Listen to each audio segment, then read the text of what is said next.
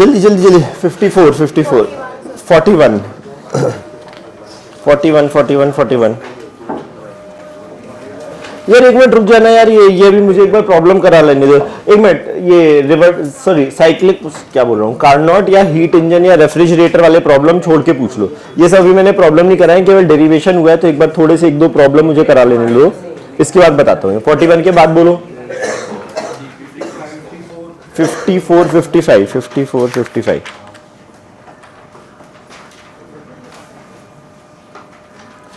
uh, 54 कुछ यार theoretical सा कुछ लग रहा है। गैस मेरी चल रहा है क्या? बहुत ही ठंडा, मेरी तबीयत खराब है। उसके ऊपर बाकी पीछे वाले दोनों चल रहे हैं क्या? चल रहे हैं ना? ओके 54 किसको डाउट है? अच्छा क्या एक चीज़ बताइए, जब भी कोई चीज़ सडनली होती है ना, तो सडनली का मतलब क्या होता है कि उसको टाइम ही नहीं मिल रहा है हीट एक्सचेंज करने का। Even though piston is adiabatic type का, sorry piston is conducting type का। सपोज ये सिलेंडर है, ये हमारा एक पिस्टन है, ठीक है, हमने इसको धक्का मारा, but even though it is conducting का मतलब क्या है, इसकी वॉल्स अगर कंडक्टिंग है तो सराउंडिंग से हीट एक्सचेंज करेगा कि जब तक अंदर का टेम्परेचर बाहर के बराबर नहीं हो जाए। बट अगर मैंने इसको सडनली धक्का मारा, अगर प्रैक्टिकली मैं नेग्लिजिबल टाइम में इसको यहां से यहां तक ला रहा हूं, तो उसको हीट एक्सचेंज का टाइम नहीं मिलेगा, तो प्रोसेस हमेशा एडियाबैटिक होगा। सो एक चीज याद रखना, सब लोग इन जनरल कभी भी अगर वर्ड यूज हो रहा है फ्री एक्सपेंशन या sudden, even though it is a conducting wall, it is a process is adiabatic. तो इन्होंने बोला एक मेटेलिक सिलेंडर है, gas is suddenly compressed bye pushing the piston downward and maintained at this position. तो यहां पे हम झटके से लाए और फिर हमने इस जगह को फिक्स कर दिया, यानी मेंटेन रखा है। तो कहने से अगर यहां से यहां तक लाने में प्रोसेस एडियाबैटिक है, तो पीवी रेस पर गामा कांस्टेंट है। तो अगर मैंने वॉल्यूम को कम करा है तो प्रेशर बढ़ेगा नहीं। अच्छा, लेकिन उन्होंने किसकी बात करी है? After this process as time passes pressure of the gas in the cylinder. Okay, हाँ, तो पहले वॉल्यूम कम हुआ है तो प्रेशर बढ़ेगा, ठीक है। उसके बाद एज द टाइम पासेस, नहीं एक minute, as the time passes, तो पहले बढ़ गया, लेकिन ये बोल रहे हैं कि इवेंचुअली क्या हो रहा होगा, तो पहले बढ़ा लेकिन टेम्परेचर का क्या हुआ होगा? ओके, पीवी रेस पर गामा भी कांस्टेंट है and T V raise to the power gamma -1 भी कांस्टेंट है। तो अगर वॉल्यूम कम हुआ है तो टेम्परेचर भी बढ़ गया होगा, है ना। मतलब जब मैं इसको सडनली लाया तो वॉल्यूम कम हुआ है, प्रेशर बढ़ा है, वॉल्यूम कम हुआ है, टेम्परेचर भी बढ़ा है। बट क्योंकि ये कंडक्टिंग वॉल थी, अगर यहां का टेम्परेचर बढ़ चुका है और सराउंडिंग का टेम्परेचर हमारा कुछ कम रहा होगा, तो कहने से हीट यहां से यहां जाएगी, यहां से यहां जाएगी, तो PV is equal to nRT तो दुनिया में हमेशा वैलिड है। जब मैं इस पोजीशन पर आ गया तो कहने से अब मेरा वॉल्यूम कांस्टेंट है और हीट अगर अंदर से बाहर जा रही है तो हमारा टेम्परेचर कम हो रहा है, टेम्परेचर कम हो रहा है तो इवेंचुअली प्रेशर कम होगा। तो होगा क्या स्टोरी में कि पहले एकदम से प्रेशर बढ़ेगा एंड टेम्परेचर बढ़ेगा, बट कंडक्टिंग वॉल की चक्कर में हीट जारी होगी तो टेम्परेचर कम होगा, बट वॉल्यूम कांस्टेंट है तो प्रेशर कम होगा। समझ आ रही कहानी? तो मेरे हिसाब से इसका उत्तर होना चाहिए डिक्रीजेस, बट यह डिक्रीजेस होगा eventually as the time passes. हाँ, मतलब out of the given option ऐसा मतलब प्रैक्टिकली क्या हो रहा है समझ में आ रहा है ना यार। ये वाले सवाल ना बहुत ध्यान से करना है, ये समझने वाले सवाल होते हैं थ्योरेटिकल में, ये थोड़े से कैची वाले सवाल होते हैं कि क्या हो रहा है प्रोसेस में। तो एक वर्ड याद रखना, whenever the word free expansion और सडन यूज करा जाएगा तो उसका मतलब है एडियाबैटिक प्रोसेस। ओके, अगला बोलो 55 isothermal adiabatic process, the value of VB upon VC। यार कुछ खेलते रहो यार, लिखते रहो यार, पता नहीं क्या करे। किसी ने करा है क्या? कुछ मुझे लगता है इक्वेशन लिखनी पड़ेगी शायद। करा है किसी ने 55? हाँ, बताओ एक बार थोड़ा सा, मुझे लग रहा है इक्वेशन लिख के करा है या कुछ ऐसा। मतलब दो प्रोसेस आइसोथर्मल दिए गए, हमने कार्नोट साइकिल करा था, ठीक है। कार्नोट साइकिल में दो चीजें थी कि दो प्रोसेस थे आइसोथर्मल और दो प्रोसेस है एडियाबैटिक। वही इन्होंने भी बोला है कि एक प्रोसेस है AB, ये आइसोथर्मल प्रोसेस है, फिर B से C एडियाबैटिक है, फिर C से A वापस से आइसोथर्मल है और D से A एडियाबैटिक है। कहने से कुछ ऐसी वाली कहानी दी गई है, ठीक है। अब इन्होंने बोला है कि B upon C, V B upon V C की वैल्यू बतानी है। यार मुझे लग रहा है बी अपॉन सी, ये बी है और ये सी है, ये कंपेयर करना है कि V A upon V D से बड़ा है छोटा है। यार ये तो हमने डेरिवेशन में करा था, ये तो इक्वल होता है। हाँ एक मिनट, किसको डाउट है? तो यार याद है कहानी, एक कार्नोट साइकिल वाली लास्ट वाली चीज करी थी, उसमें जब हम डेरिवेशन कर रहे थे तो उसमें वन ऑफ द स्टेप आया था बीच में। अबे ये जो पूरा डेरिवेशन करा था इतना बड़ा, कहाँ लिखा है यार?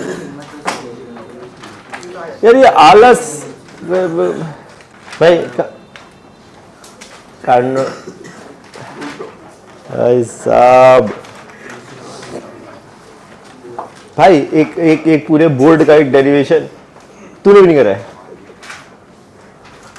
हाँ करा है ना, मैं कब बोल रहा हूँ, सही मन हो रहा था गाली देने का। अबे हाँ नहीं, डाउट किससे था?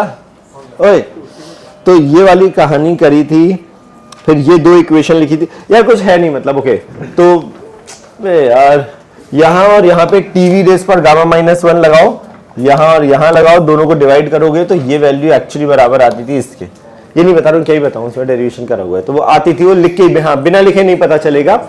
यहाँ और यहाँ टी और वॉल्यूम के लिए इक्वेशन लिखो, उसको डिवाइड कर दो दोनों को, है ना? और कोई सॉरी बोल तो कहाँ है और लोग? कहाँ है यार? बहुत अभी भी गायब है सर, हम इतने ही आ गए, बहुत है ऐसा। और कोई जल्दी? 30 57 इन द प्रीवियस क्वेश्चन। क्या है प्रीवियस क्वेश्चन? बोल। इनिशियली कैप्चर सैंपल 1 को एक्सपेंड करा है आइसोथर्मल, 2 को adiabatic up to the same volume, the final temperature in T1 and T2 respectively, तो क्या होगा? तू बता देना। बताओ किसी ने 56 करा है? 56 किया है, वो आ गया है, तो उसमें टेम्परेचर कुछ आया होगा, उसका आंसर बता दे क्या आ रहा है?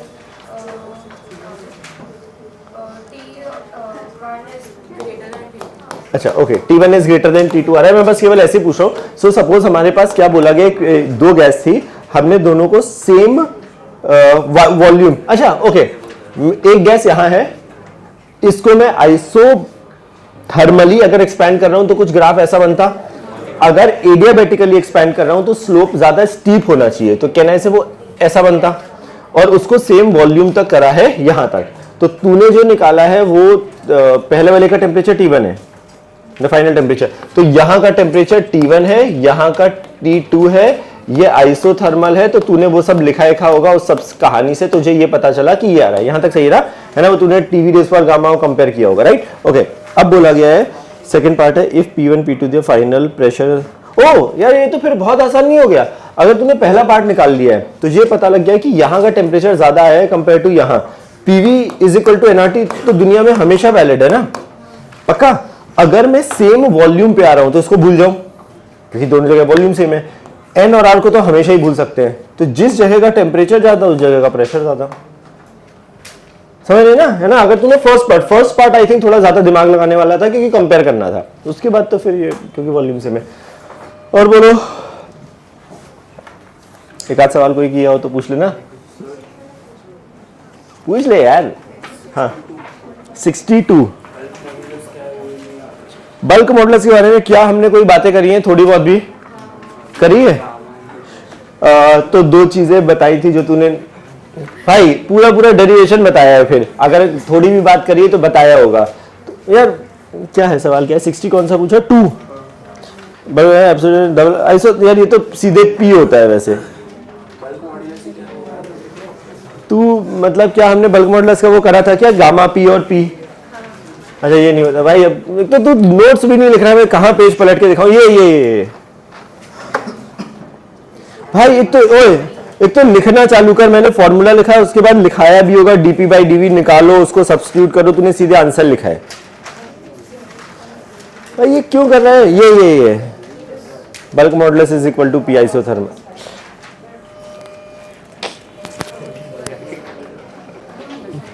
फैंसी बी बना लो बस, है ना? आधे पेज का बी बनाया है जो तूने, उसके बाद लिख तो भाई तमीज। और डेरिवेशन पूरा कराया होगा, ऐसा नहीं हो सकता। दोनों किया है ना, dp बाई dv निकाला है और उसके बाद सब्स्टिट्यूट। आगे बोलो जल्दी। 66 एडियाबैटिक प्रोसेस दिया गया है, प्रेशर इंक्रीज बाय। ओके यार, क्या थोड़ा सा एरर में परसेंटेज समझ में आया था कि पढ़ा था इन जनरल?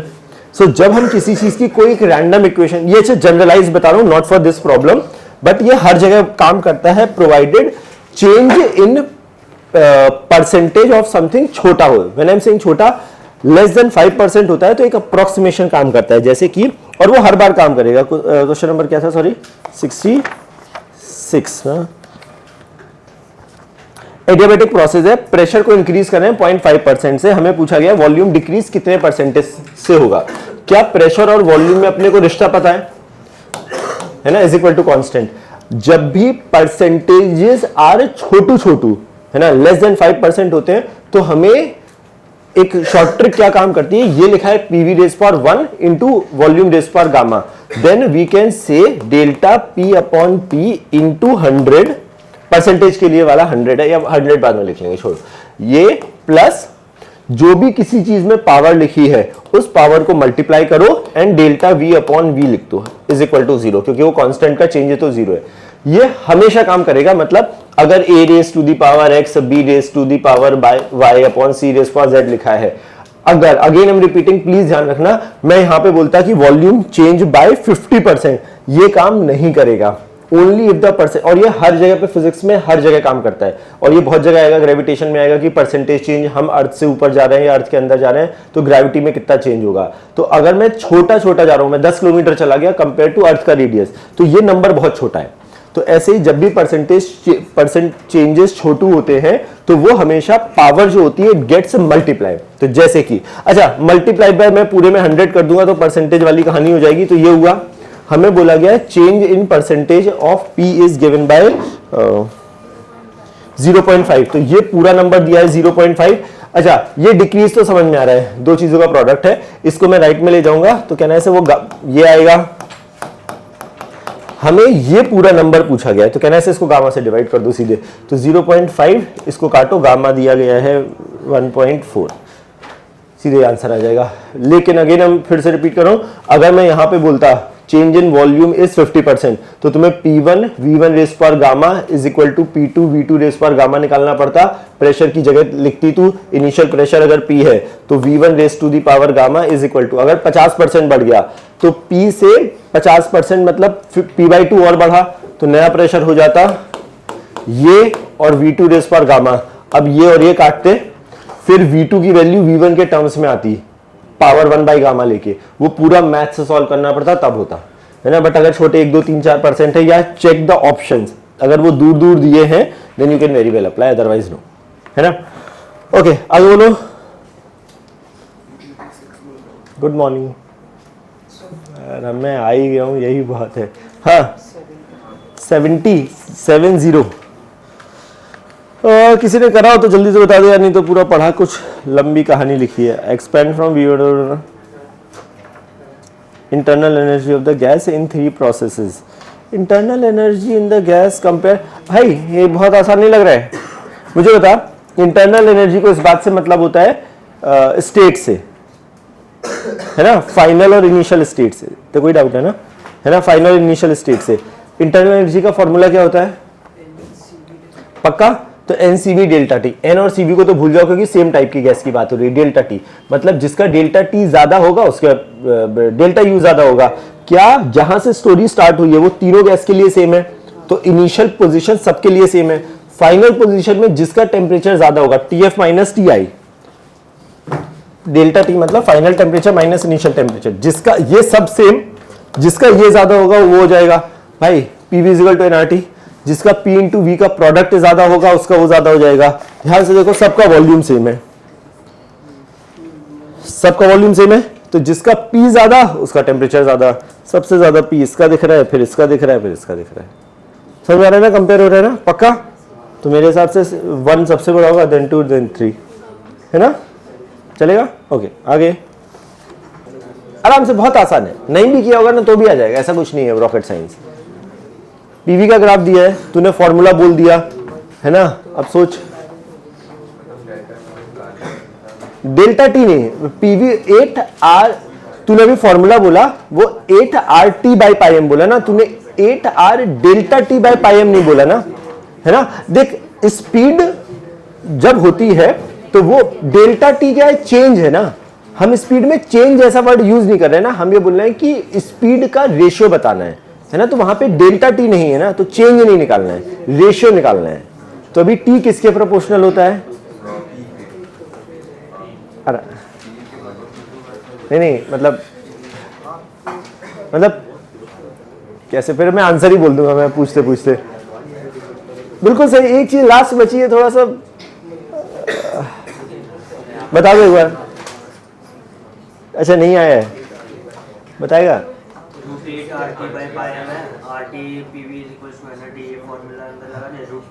बस खत्म भाई यार, टी तक पहुंच गया है, पीवी का ग्राफ है, PV is equal to nRT तो पता ही है ना। तो पी इंटू वी का प्रोडक्ट टी के प्रोपोर्शनल है ना। हर जगह पे पी इंटू टी का वी का प्रोडक्ट किसको होता है यार? यार पी इंटू वी का एवरेज का फॉर्मूला क्या है? 8RT by pi M.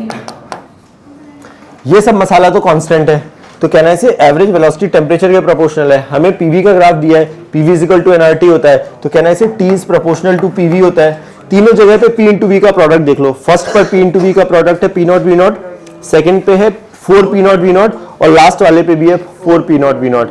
उसका अंडर रूट लेंगे, है ना। तो अंडर रूट में कहना है 1 का तो 1 ही हो गया, 4 तो 1:2:2 जैसा हो जाएगा। पक्का है ना। आगे बोलो यार, बढ़िया टाइम पास प्रॉब्लम है। बोल रहा हूं फिर से कि यार ये चैप्टर मत स्किप करो, केमिस्ट्री में भी आ रहा है, बिल्कुल इज्जत से सिमिलर प्रॉब्लम आते हैं, है ना। There is nothing like 2 different set of problem, same कहानी है ना। बहुत ही इजी, मतलब दो बार सेम चीज। आगे बोलो 75।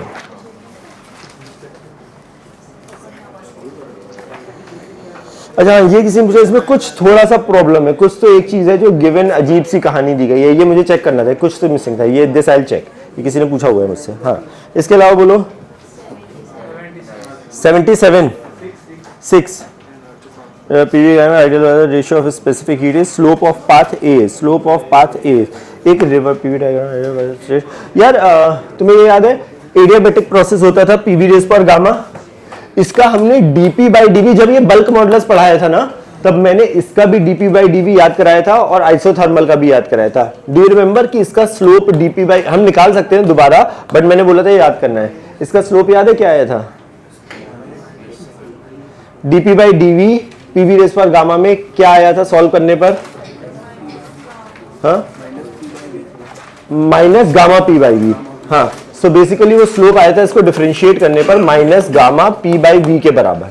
आइसोथर्मल में आता है माइनस पी बाई वी। ठीक है, तो देखो यार एडियाबैटिक प्रोसेस दिया है, पी दिया है, वी दिया है, गामा दिया है, तो उस जगह पे स्लोप क्या होगा? माइनस, ये भी गिवन है, पी भी गिवन है, वी भी गिवन है, तो बस तीनों वैल्यू को डालना है और चिपकाना है। पक्का यार, एक बार देख रहे वहां पे डेरिवेशन क्या डिफरेंशिएट करके दिखाया था। आगे बोलो 77।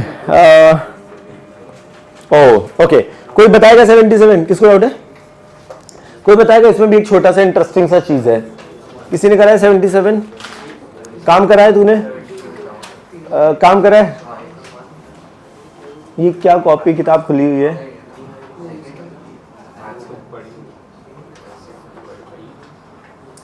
करा है? पक्का मैं पूछ लूं एक आध? 77 डाउट है। अच्छा पहले तो 77 एक मिनट क्विकली कोई बताएगा? हाँ बताना बिल्कुल प्लीज यार। P अपॉन बी कॉन्स्टेंट है। वेरी गुड, खत्म हो गया। किसका डाउट था? 77। यार याद है हमने बोला दुनिया में बहुत सारे प्रोसेस है, इनफाइनाइट एक जगह से दूसरे जाने के बहुत सारे तरीके हैं। उसमें 4 प्रोसेस स्टैंडर्ड थे, आइसोथर्मल, आइसोबारिक, एडियाबैटिक। उसके अलावा कोई भी प्रोसेस को हम पॉलीट्रॉपिक बोलते थे, जो कि होता था पीवी रेस पर X is equal to constant, और उसके लिए हमने सी का एक फॉर्मूला याद किया था। कहने से यहाँ पे लिखा है कौन सा problem? 77 P by we constant. तो पी बाई वी को मैं पी वी की पावर -1 कॉन्स्टेंट बोल सकता हूँ। तो कहने से अगर मैं इससे कंपेयर करूं तो कहने से एक्स का काम कर रहा है मेरा -1। इन्होंने पूछा है find the heat supplied to the gas. जब पीवी रेज पर -1 होता था तो हमने बोला था कि Q किसी भी जनरल प्रोसेस के लिए होता है NC डेल्टा T जैसा कुछ, और C हमने पॉलीट्रॉपिक प्रोसेस के लिए याद किया था R अपॉन गामा -1 या C वट एवर, CVY नहीं, CV minus R upon X -1। ये याद है हमने डेरिवेशन करा था।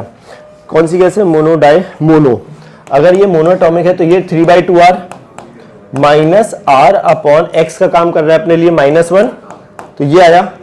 तो कहना है से +2 हो गया, मतलब नीचे वाला 3/2 + 1/2 हो गया 2, तो कहना है से ये 2R हो गया। तो हमें C की वैल्यू पता लग गई। गैस के बारे में बोला गया मोनो 1 मोल है तो N1, C हमारा आ गया 2R, और टेम्परेचर बढ़ा रहे हैं ये T0 से 2T0, तो 2R है ना। तो any process which is not a standard always you can compare with PV raise पर एक्स कांस्टेंट। सही है, आगे बोलो। एनी अदर बन गया। हाँ 75 में बोलो कि इसमें कुछ चीजें गड़बड़ लग रही थी मुझे, किसी ने पूछा हुआ है ये, this I have to check एक बार, कुछ तो एक मिसिंग सा कुछ लग रहा था। 78 undergoes adiabatic process। यार एडियाबेटिक प्रोसेस पीरियड, अच्छा ओ सॉरी यहाँ पे LNP वर्सेस LNV का ग्राफ है, P वर्सेस V का नहीं है, क्योंकि P वर्सेस V का होता तो ऐसा होता है ना। LNP बनाना है तो उसको LN बना दो किसी तरीके से। अगर मैं बोल रहा हूं PV raise to the power gamma constant है, अगर मुझे LN चाहिए तो मैं अगर पूरे का लॉग ले लूं, मतलब तो कहना है से LN A into B LN A plus B हो जाएगा, तो LN P प्लस और हाँ मतलब LN V रेज पर गामा, और वो गामा बाहर आ जाएगा, LN दिस कहा, हाँ अरे okay thank you.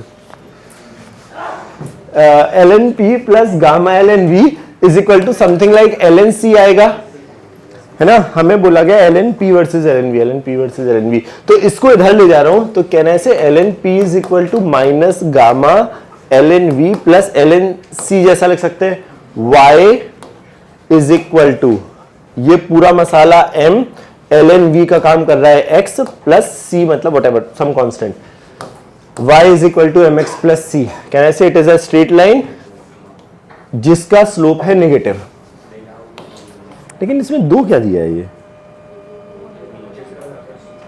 It is concluded. अच्छा हमें बोला गया है कि दो लाइंस दी गई हैं, एक ये है और एक ये है। इसमें पूछा गया है कि कौन सा मोनोएटॉमिक है कौन सा डायटॉमिक, कोई बताएगा। लास्ट चीज बची है हाउ टू, ये सब कहानी कर ली, अब ये कैसे चूज करे। तो ये पता लग गया है कि स्ट्रेट लाइन है जिसका स्लोप नेगेटिव है, तो ऐसा इसको कैसे कंपेयर करे, कोई समझाए। That's it, खत्म। जिसका ज्यादा गामा वो ज्यादा स्टीप, स्लोप हमारा यहां पर क्या आ रहा है, slope is representing minus gamma, तो जो ज्यादा, जिसका ज्यादा गामा उसका स्लोप ज्यादा, स्लोप रिप्रेजेंट कर रहा है स्टीपनेस। तो मेरे हिसाब से ये ज्यादा स्टीप है। किसका गामा ज्यादा होता है, जो ज्यादा स्टीप है, मोनो का गामा 5 नहीं क्या होता है, जो भी होता है 5/3 1.6 7.5 okay. So gamma of mono is 1.6, तो इट इज मोर स्टीपर, तो आई थिंक बी ये शायद मोनो होगा और ये डाई होगा, है ना। यही है क्या उत्तर यार, यही है ओके। ओए ये लेकिन वहां से कंपेयर नहीं हो रहा है, ये हो रहा है LN का ग्राफ है। हाँ मतलब एग्जैक्टली डायरेक्टली नहीं है। अच्छा हाँ आगे, एनी अदर, बंद करा जाए, सही हो गया। तो यार मुझे लग रहा है एक चीज बस बाकी नहीं है, मतलब थोड़ा सा प्रॉब्लम वो है और वो बाकी है, क्या बोलते हैं रेफ्रिज, यार खुद कर लोगे क्या ये सब तुम। तो यार लास्ट चीज एक करिए, 2-3 प्रॉब्लम समझा देता हूँ, क्योंकि अभी हीट इंजन और उसके प्रॉब्लम में वो समझाना चाह रहा हूँ। तो जो हमने लास्ट पार्ट करा है विच इज हीट इंजन, है ना, कार्नोट साइकिल वाला। भाई डेरिवेशन लिख लेता तो थोड़ा अच्छा रहता, ऐसे पता ही नहीं चल रहा है वो कहाँ से आया है फॉर्मूला, देख के ही नहीं समझ में आ रहा है। ओके मैं एक लास्ट चीज रिपीट करना चाह रहा हूँ, 2 हफ्ते में तो सभी भूल गए होंगे, स्विमिंग पूल में जहाँ पे तुमने वहाँ पे करा होगा सब साफ हो चुका होगा। ओके, एक कहानी सुन लो वापस से। अच्छा, refrigeration is only in JEE means not in advance. Heat engine हमने क्या बोला था, थोड़ा सा कार्नोट साइकिल मैंने बता दिया। हीट इंजन क्या था, एक हाई टेम्परेचर से हीट लेता था, हॉट जगह से एक हीट ले रहा होता था जिसको हमने QH बोला था।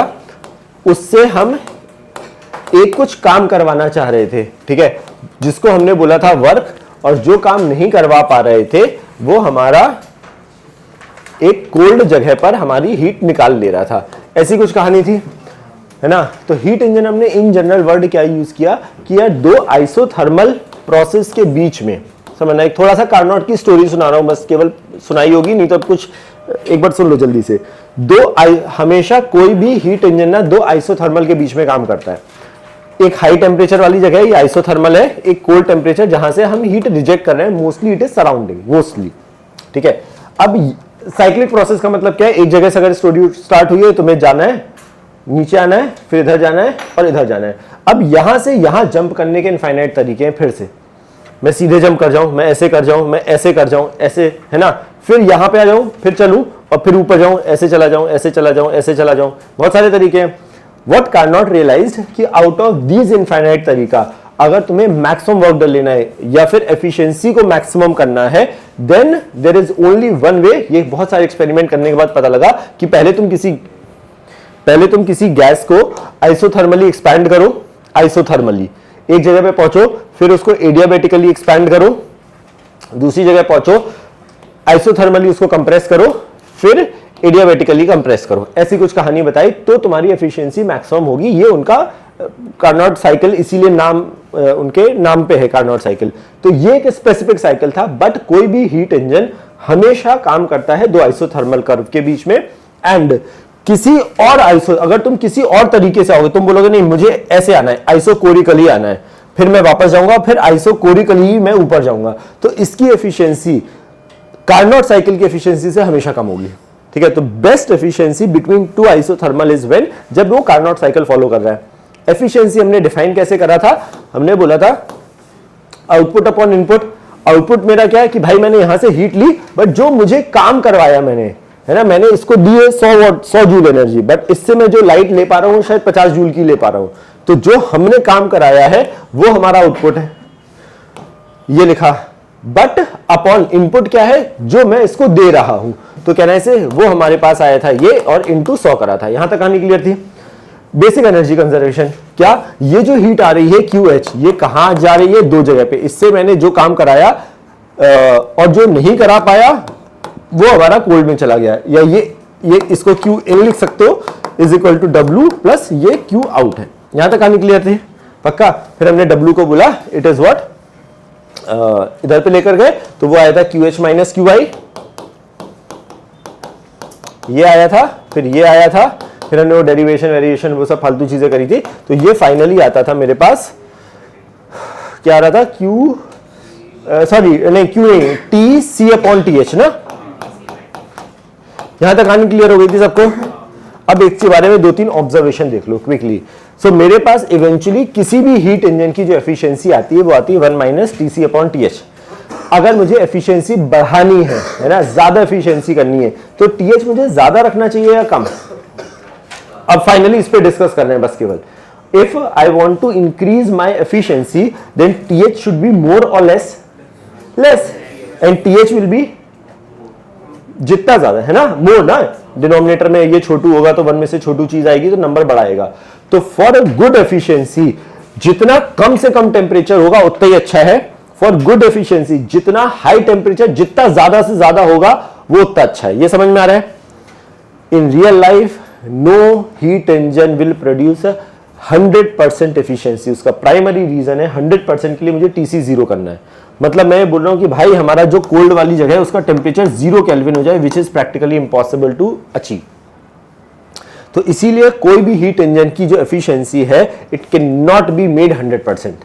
ये समझ में आ रहा है। For a good efficiency make TC as low as possible, make TH as high as possible. ये समझ में आ रहा है ऑब्जर्वेशन देखे? यार ये मैंने नोट लिखवाए हैं नहीं लिखाए हैं? ये वाली चीज लास्ट थिंग जो हमने लिखी है वो ये लिखी है, राइट? ओके, इसके नीचे नोट करके ये दो स्टेटमेंट लिख लो। No heat engine can have efficiency 100%। No heat engine can have efficiency 100%।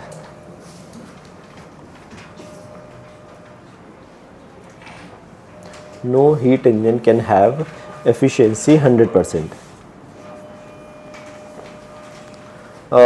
Second statement लिखो, the efficiency can be made higher, the efficiency can be made higher if TC is small and T1 is large. Efficiency can be made higher if TC is small and TH is large. एक last वाला लिख लो। So for a very efficient cycle, heat must be absorbed at high temperature. For a very efficient cycle, heat must be absorbed at a very high temperature as much as possible, obviously, है ना? as much as possible bracket में लिख सकते हो। heat must be absorbed at a very high temperature bracket में लिख सकते हो as much as possible, obviously, क्योंकि देखो लोएस्ट टेम्परेचर 0 केल्विन डिफाइंड है, हाईएस्ट टेम्परेचर हमें बताया नहीं गया कि 1 लाख केल्विन हो सकता है या 1 करोड़ केल्विन हो सकता है। सो वट एवर अचीवेबल, जितना हाई पॉसिबल अचीवेबल है ना, and as much as possible and rejected at as low temperature as possible, and rejected at as low temperature as possible.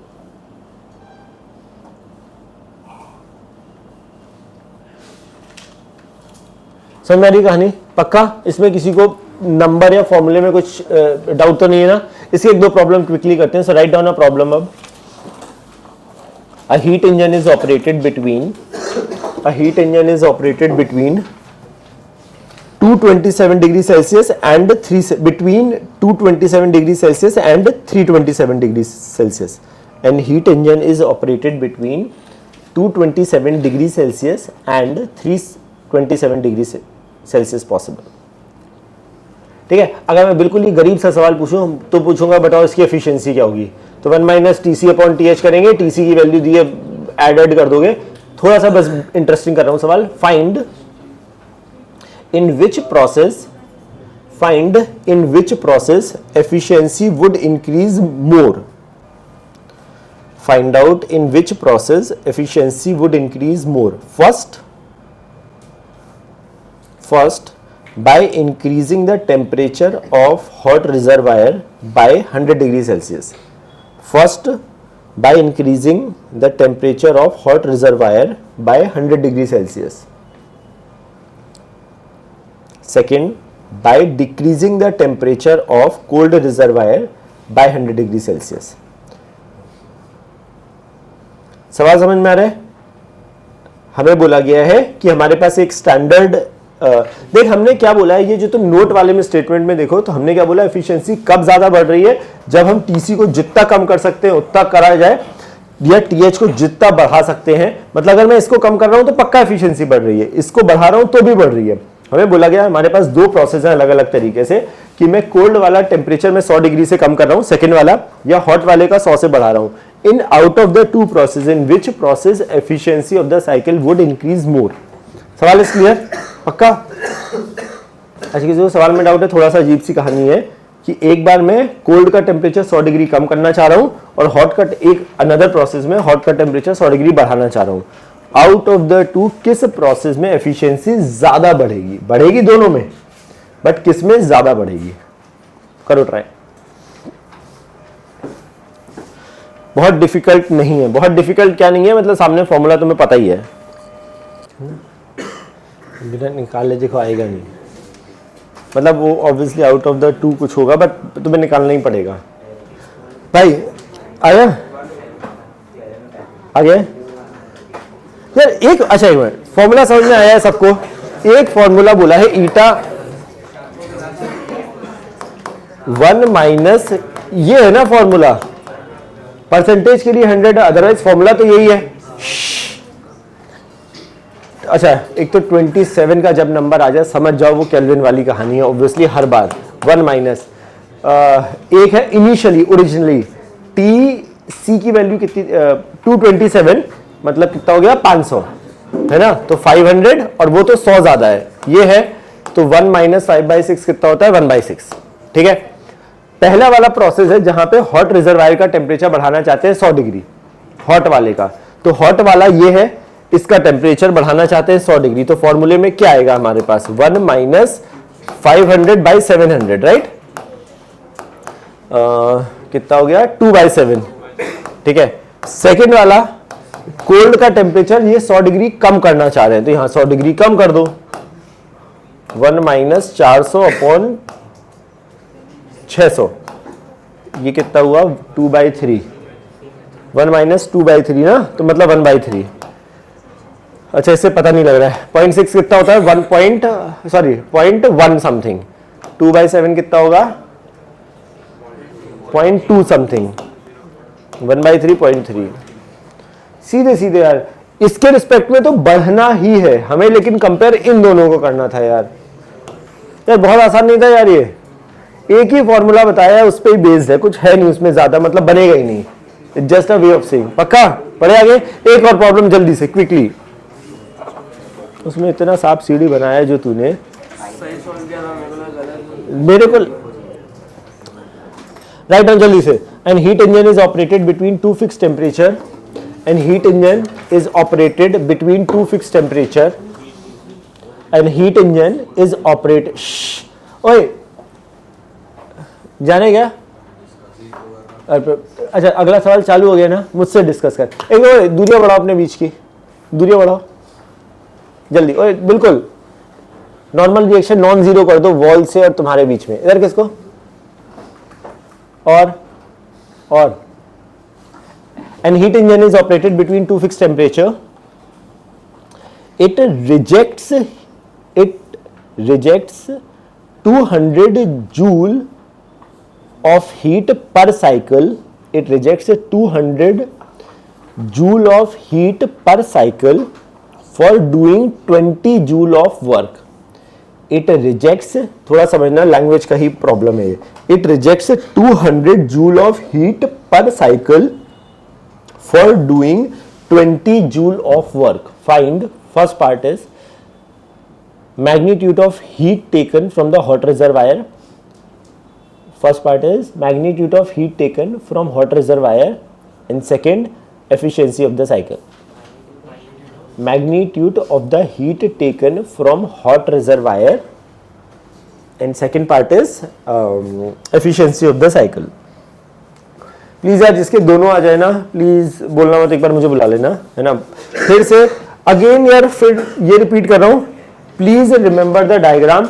Heat engine से क्या होता है, यहां से हीट लेते हैं, इससे काम कराते हैं, कुछ हीट बेकार हो जाती है, get the feel of that कि क्या हो रहा हो।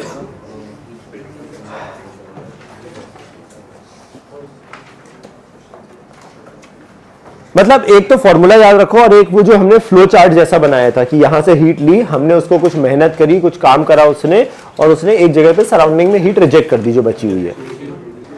अच्छा एक चीज समझो और जल्दी सुनो, एक और चीज लास्ट कराते हैं फिर अगला चैप्टर चालू करना है। It rejects 200 joule for doing 20 joule of work. Heat engine का ये प्लीज फ्लो चार्ट याद रखो, हॉट जगह से हम हीट ले रहे होते हैं, ठीक है, जिसको हमने QH बोला है, Q1 बोला है, जो भी बोला है, ठीक है, इसको हम हीट इंजन इसको लेता है और उससे कुछ W काम करता है, और जो काम नहीं कर पाता है वो हमारा कोल्ड टेम्परेचर में हीट रिजेक्ट होती है। ये कहानी याद रखनी पड़ेगी, ये डायग्राम तुम्हें याद रखना पड़ेगा वर्ड्स के फॉर्म में। समझ जिनके आंसर आ गए प्लीज वो मत बोलना, जिनके गलत आए एक बार ट्राई इट आउट।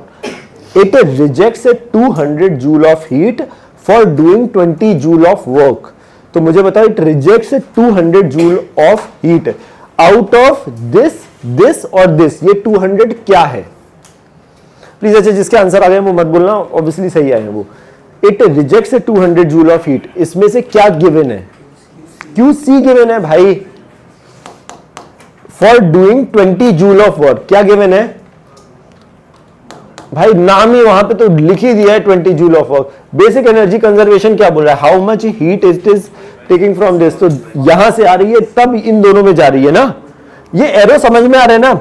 इससे हीट ली, इसने कुछ काम करा और बाकी जो नहीं हो पाया वो हीट रिजेक्टेड है। तो कहने से हमें QH पूछा गया है यार। क्या आ रहा है? दिस प्लस दिस यार। अगर नहीं भी याद है तुम्हें बिल्कुल इज्जत से फॉर्मूले, तो भी तुम वो केवल लैंग्वेज से समझ सकते हो। ये सही।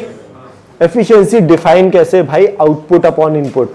आउटपुट मेरा ये है भाई, जो मैं काम ले पा रहा हूं उससे, दिस इज माय आउटपुट। और वो 20 जूल का काम कराने के लिए ये 200 नहीं है जिन लोगों का 10% आया एग्जैक्ट, उन लोगों ने क्या करा है? 20/200 करा है। काम मैं जो ले रहा हूं वो ये है, बट वो काम करवाने के लिए मुझे जो हीट देनी पड़ रही है वो ये नहीं है, हीट ये देनी पड़ रही है। समझो ध्यान से प्लीज। अगेन हम रिपीटिंग, ये बहुत आसान कहानी है बट तुम्हें फील समझनी पड़ेगी। वो लैंग्वेज का ही खेल है क्योंकि फॉर्मूला तो एक ही है ना। आउटपुट अपॉन इनपुट समझो तो इनपुट हमारा 200 नहीं है, 220 है। 220 जब मैंने हीट ली तब मैं 20 जूल का काम करा पाया। Please understand the idea. और फिर अगर परसेंटेज पूछा है तो 100 से मल्टीप्लाई कर दो, which is fine, then it is percent. तो 100/11 जैसा कुछ आएगा, which is 9 point whatever जो भी होता है। पक्का समझ में आ गई कहानी? श्योर? देखो तुम 5-10 प्रॉब्लम तुम्हें करने पड़ेंगे, then only you will understand. वो केवल इंग्लिश के प्रॉब्लम्स हैं और कुछ नहीं है। या तो W/Q वाली टाइप की कहानी होगी, या फिर वो होगा कि 1 - T2/T1 वाली कहानी होगी, या T cold/T hot इनटू, या तो टेम्परेचर से खेलेंगे या उससे खेलेंगे, there is nothing else much. या फिर वो लैंग्वेज से खेल सकते हैं। पढ़े आगे? पक्का? इसी का ही एग्जैक्टली उल्टा होता है, which is called as refrigerator वाली कहानी। सो हीट इंजन है, दूसरा पार्ट है इसी का indirectly. So write down the heading as refrigerator. एक लास्ट चीज है, this is called as refrigerator. थोड़ा सा पहले एक बार स्टोरी सुन लो, फिर उसके बाद लिखाता हूं कहानी। तो यार हीट इंजन में क्या हो रहा है? एक गर्म जगह से मैं हीट ले रहा हूं, उससे काम करा रहा हूं और नहीं करा पा रहा हूं, वो हमारा सराउंडिंग में रिजेक्ट हो रही है। रेफ्रिजरेटर मतलब ये एसी और refrigerator works in the same way. बाहर का टेम्परेचर कुछ ज्यादा है। अब एसी से मैं क्या बोल रहा हूं कि भाई अच्छा इस रूम का टेम्परेचर मुझे लो करना है, प्लीज डोंट गेट, ठंडी हवा आ रही है ऐसे सब आंसर मत देना, ठीक है, कि टेम्परेचर कम हो रहा है। बेसिक फील इज इस रूम का टेम्परेचर एक कुछ है, अगर मुझे इसका टेम्परेचर कम करना है तो मुझे इसको हीट देनी पड़ेगी या निकालनी पड़ेगी? हीट निकालेंगे किसी भी तरीके से तो हमारा टेम्परेचर कम होगा। क्या ये नेचुरल, तो हीट निकालना है ना? क्या ये किसी चीज से हीट निकालना मतलब ठंडी जगह से हीट निकालना, क्या ये नेचुरल प्रोसेस है? Unnatural process?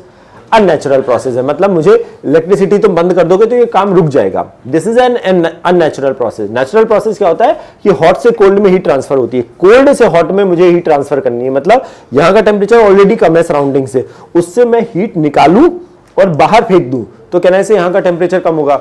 ये काम होता है रेफ्रिजरेटर का, कि एक ठंडी जगह से हीट निकालो और उसको सराउंडिंग में फेंक दो, गर्म जगह में फेंक दो। मतलब हमारे लिए वो गर्म जगह है, तो इसको करने के लिए मुझे मेहनत करनी पड़ेगी। समझ में आ रहा है ना? उल्टा प्रोसेस हो रहा है ना। तो कह रहे हैं मुझे मेहनत करनी पड़ेगी। मतलब मैं क्या चाह रहा हूं पहले तो ये समझो। मैं चाह रहा हूं भाई ये कोई ठंडी जगह है, उससे मैं हीट निकालना चाह रहा हूं। मैं बोल रहा हूं भाई यहां से कोई हीट निकाल दे। अब ये क्योंकि नेचुरल प्रोसेस नहीं है तो मैंने इसके लिए क्या करा, मैंने एक डिवाइस लगाई which is like a compressor, मतलब या जो भी कंप्रेसर टाइप की कोई चीज लगाई जो हमारा एसी का काम कर रहा है या फ्रिज काम करता है, ठीक है। अब वो नेचुरली काम नहीं कर रहा है तो मैंने बोला भाई तुम्हें काम करने के लिए तुम पे वर्क करना पड़ेगा। समझो, जो हमारा इलेक्ट्रिसिटी का काम कर रहा है या कंप्रेसर काम कर रहा है, मैंने कंप्रेसर चलाया, इस कंप्रेसर ने बोला भाई ठंडी जगह से हीट निकालो। अब इसने हीट निकाली, अब ये हीट कहीं ना कहीं तो जाएगी, तो कहने से वो हमारी कहां जा रही है, सराउंडिंग या हॉट वाली जगह पर, और वो हमारी सारी हीट निकल जा रही है यहां पर। समझ आ रही कहानी की क्या हो रहा है? Please understand the feel of it. फिर से रिपीट कर रहा हूं, वो फील नहीं आएगी तो अगर तुम्हें फॉर्मूला दे दिया गया तो तुम डायरेक्टली चिपका दोगे। अगर वो लैंग्वेज दिया गया you will have to understand कि क्या हो रहा है। So refrigerator is exactly works उल्टा देन ऑफ हीट इंजन, जहां पर हम एक ठंडी जगह से हीट निकालना चाह रहे हैं, वो क्योंकि नेचुरल प्रोसेस है, उसके लिए मैंने एक डिवाइस लगाई। उस डिवाइस को मैंने बोला भाई मैं तुम्हें मेहनत कर रहा हूं तुम पर, तुम यहां से हीट निकालो और तुम गर्म जगह पे फेंक दो। क्या फील समझ में आ रहा है? तो मुझे 2-3 चीजें बताओ। इस टेम्परेचर को मैं TC बोल रहा हूं, अभी मैं 1 मिनट लिखाऊंगा, छवि कुछ मत लिखना, मैं पूरा थोड़ा ऑर्डर में लिखाना चाह रहा हूं। मुझे बताओ पहले तो एनर्जी कंजर्वेशन में यहाँ पे इक्वेशन क्या बनेगी, प्लीज बाद में बनाना है, मैं इक्वेशन लिखाना चाह रहा हूं जैसे वहां पे बनाई थी। अभी बताओ इन तीनों में बताओ कि क्या इक्वेशन बन रही होगी, या कोई एक बोलो। हाँ बोल। हाँ वेरी गुड, समझ ले ध्यान से भाई, मैंने इसको काम कराया, मैंने बोला तुम हीट निकालो, अब ये दोनों मिलकर हीट निकालने हैं। एरो समझ में आ रहा है या फील समझ में आ रहा है, वॉट है ना। तो QC plus W is equal to QH, याद मैं करा दूंगा, बट तुम्हें फील समझ में आ रहा है कि क्या हो रहा है? किसी को ऐसा नहीं सर ये इधर होना चाहिए उधर होना चाहिए, किसी को ऐसा लग रहा हो? श्योर, पक्का, नो तकलीफ, राइट डाउन। या तो ये लिख लो या पहले एक बार डेफिनेशन लिख लो। Refrigerator works exactly, a refrigerator works exactly reverse of heat engine. Refrigerator works exactly reverse of heat engine.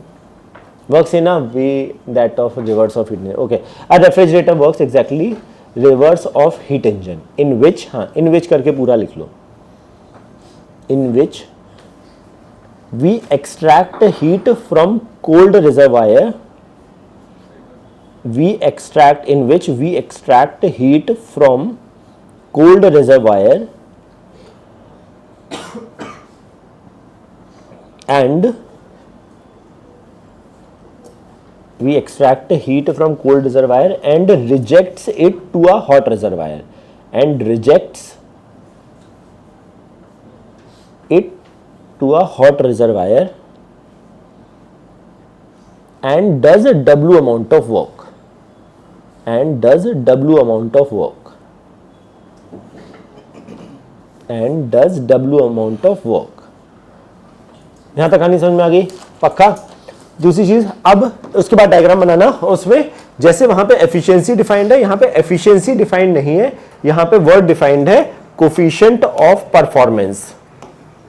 यहां पे हम एफिशिएंसी वर्ड नहीं यूज करते हैं, हम यहां पे बोलते हैं उसकी कोफिशिएंट ऑफ परफॉर्मेंस, ठीक है। इसको COP से डिनोट करते हैं। और ये जो होता है, अब समझना यहां पे इनपुट अपॉन आउटपुट का मतलब क्या है। कहने से ये जो कहानी है, ये जो मैं हीट निकालना चाह रहा हूं, यही मेरा आउटपुट है ना। तो यहां पे वर्ड जो डिफाइंड है वो डिफाइंड है QC अपॉन, बट उसको करने के लिए कहने से मुझे इतना काम करना पड़ रहा है, तो यहां पर इनडायरेक्टली वो डिफाइंड है QC अपॉन W से।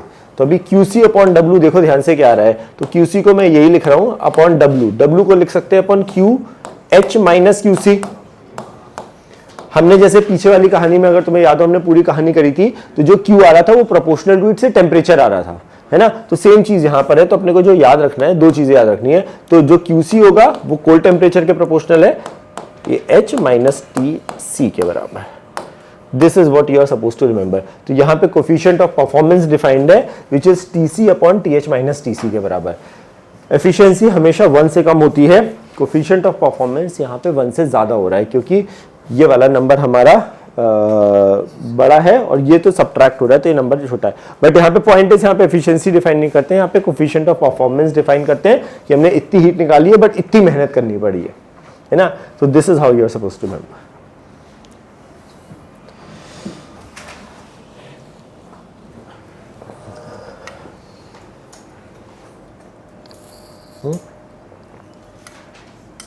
यहां पे बस याद रखना 2 चीजें, एक तो फ्लो चार्ट याद रखना कि क्या हो रहा है, स्टोरी क्या है उसके behind.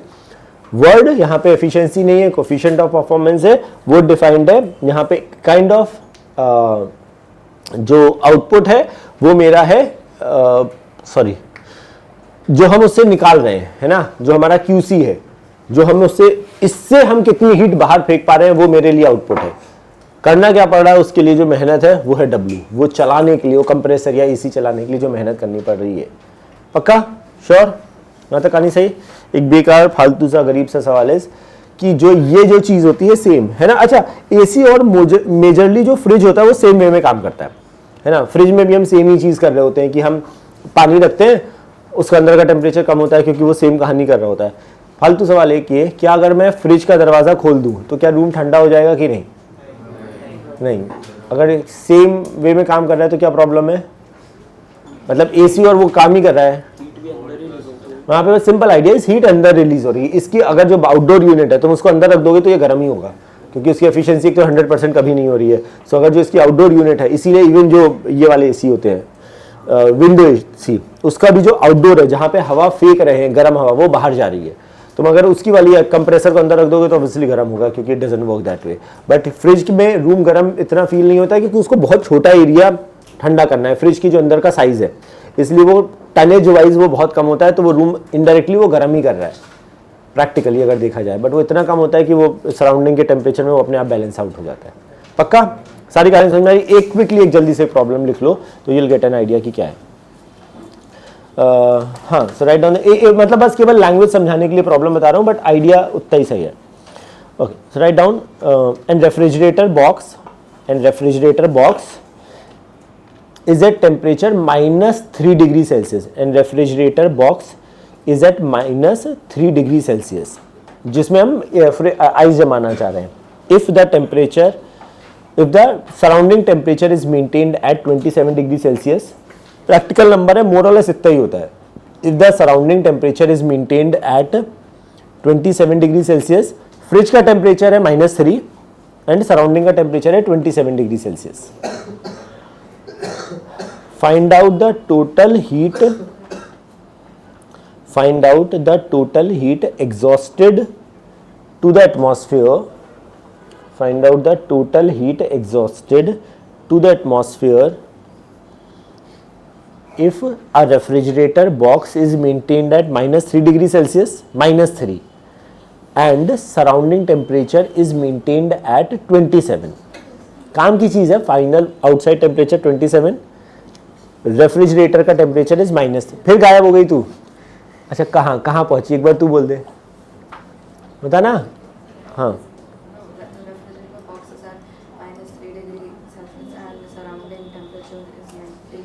at 27 degree Celsius. Find out the total heat rejected. Find out the total heat rejected to the atmosphere. Find out the total heat rejected to the atmosphere for every joule of electricity consumed. For every joule मतलब every 1 joule of electricity consumed. Every 1 joule of electricity consumed by this refrigerator.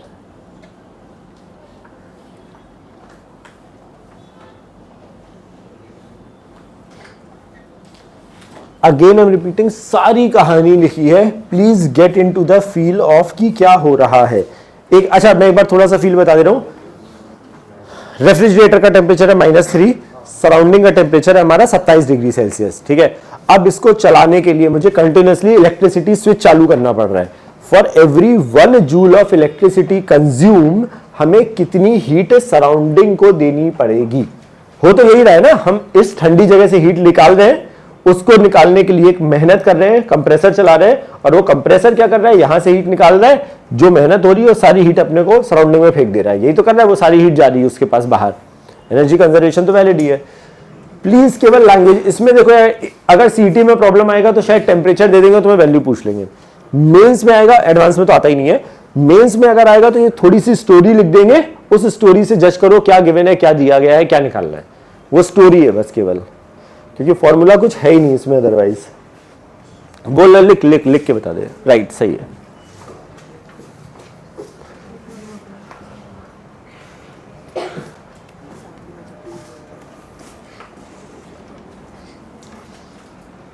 अबे negative कैसे आ जाएगा? हाँ, तो वो negative क्यों आ रहा है भाई? एब्सोल्यूट जब भी temperature, what is the temperature का एसआई यूनिट? एसआई यूनिट मैं थोड़ा बताऊंगा, तू बताएगा ना। What is the SI unit? Kelvin ना, तो -3 नहीं रख देंगे ना यार। एक तो यार भाई यार डिग्री सेल्सियस से थोड़े से 10 प्रॉब्लम सॉल्व करो, पीवी इक्वल टू एनआरटी, अपने आप पता लग जाएगा। भाई बताओ बताओ बताओ बताओ बताओ यार, एक इंसान का आंसर आ गया ना? नहीं है? हाँ तो बता, दिखा देना, बता दो। हाँ सही है भाई।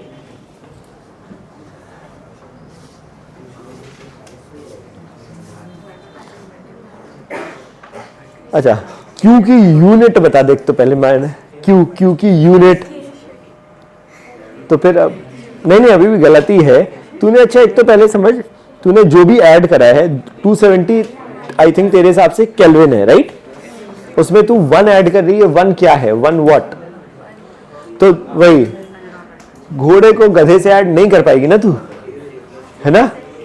प्लीज समझ यार, इतनी बार बता दो एप्पल ऑरेंज कैसे ऐड हो रहे हैं। हाँ भाई बता दो, आ गया होगा भाई, कूल। नहीं आगे बताना। 10 भाई 10 जूल आंसर आता है यार, सामने फॉर्मूले लिखे हुए हैं पूरे इज्जत से। अब पहले तो देखो कि क्या गिवन है भाई, दोनों टेम्परेचर तो गिवन है, मतलब ये पूरा coefficient of performance indirectly given है ना। अच्छा एक तो थोड़ा सा फील समझ लो भाई, अगर मैं यहाँ पे सवाल करता, बिल्कुल सीईटी वाला प्रॉब्लम यही है, कोफिशिएंट ऑफ परफॉर्मेंस पूछ लेंगे। दूसरी चीज भाई प्लीज -3 डिग्री सेल्सियस है, प्लीज कन्वर्ट इट। मतलब एक माइनस तो कोई चीज आ रही है तुम समझ जाओ ना वो गड़बड़ हो रहा होगा, मतलब वो नंबर ही पॉजिटिव है। ओके तो हमारा -3 डिग्री सेल्सियस कोल्ड टेम्परेचर हमारे लिए क्या है, मतलब 270 अपॉन क्या बोलते हैं 27 273, तो ये 300 लिखा है -270। अगर मुझे यही पूछा जाता तो यही खत्म हो जाता। अब पूछा क्या गया है, for 1 joule of doing work, समझना ध्यान से। तो मुझे आउट ऑफ दिस और this, for doing 1 joule of work, हम सराउंडिंग को कितनी हीट रिजेक्ट कर रहे हैं ये पूछा गया है। तो 1 जूल जो है इन तीनों में क्या चीज दी गई है ये समझना पड़ेगा। Out of the 3 QC, W and QH में फॉर 1 जूल ऑफ वर्क मतलब क्या गिवन है? W। भाई मुझे कंप्रेसर चलाने के लिए इलेक्ट्रिसिटी सप्लाई करनी पड़ रही है, तो मेरे लिए तो ये है ना हमारे लिए जो एनर्जी कंज्यूम हो रही है, वो जो सप्लाई दे रहे हैं हम फॉर डूइंग 1। तो अब मुझे इनडायरेक्टली क्या गिवन है, ये इसके बराबर भी इसके बराबर भी है, तो QC अपॉन ये दिया है इनडायरेक्टली 1। तो ये जो भी हो गया 270 अपॉन 30, तो QC की वैल्यू आ गई 9 जूल। हमें लेकिन पूछा गया how much heat it is rejecting for doing 1 joule of work. तो रिजेक्टिंग मतलब रिजेक्ट तो ये वाली हो रही है, देन यू नो ये हमारे पास 9 आ चुका है, प्रॉब्लम में ये 1 गिवन था तो QH पूछा गया था, तो उत्तर आएगा 10। सही है, बढ़ा जाए आगे। हाँ चलो बधाई हो, एक और चैप्टर खत्म हुआ जो कि तुम्हें नहीं आया है ना, खत्म ही हो जा रहे हैं, पता नहीं क्या चल रहा है। Okay so the last chapter of this heat and thermo is heat transfer, which is the last chapter. तो अगर तुम एक बार ऑर्डर में चलोगे ना तो थोड़ा सा तुम्हें समझ में आएगा कि क्यों हीट एंड थर्मो। पहला चैप्टर था थर्मल एक्सपेंशन, जहां पे हम जब हीट दे रहे थे हम ये चीजों के बारे में बात कर रहे थे कि कितनी एक्सपैंड होती है, कॉन्ट्रैक्ट होती है। सेकेंड चैप्टर पे आए कैलोरीमेट्री, जहां पे हमने दो चीजों को मिलाया और फाइनल टेम्परेचर या कॉम्पोजिशन पूछा गया कि दो चीजों को मिलाने पर कितना हीट हम ले, किसको कितना हीट चाहिए होता है, टेम्परेचर MS डेल्टा T या ML वाली कहानी। तीसरा और जो चौथा चैप्टर था which is KTG and thermo, है ना। KTG में हमने प्राइमरली बात करी P टू एनर्जी कैसे वर्क करता है, या डिग्री ऑफ फ्रीडम या वो वाली सारी चीजें। उसका ही एक्सटेंशन आया एनर्जी कंजर्वेशन, जो आया फर्स्ट लॉ ऑफ थर्मोडायनेमिक्स के फॉर्म में, जो थोड़ा सा ज्यादा बड़ा था प्राइमरली क्योंकि उसमें बहुत सारी चीजें थी। द लास्ट चैप्टर जहां पे हम हीट का ट्रांसफर देखना चाह रहे हैं, सॉलिड्स में कैसे होता है या लिक्विड्स में कैसे होता है या गैसेज में कैसे होता है। तो यहाँ पर 3 पार्ट है विच इज, तो अच्छा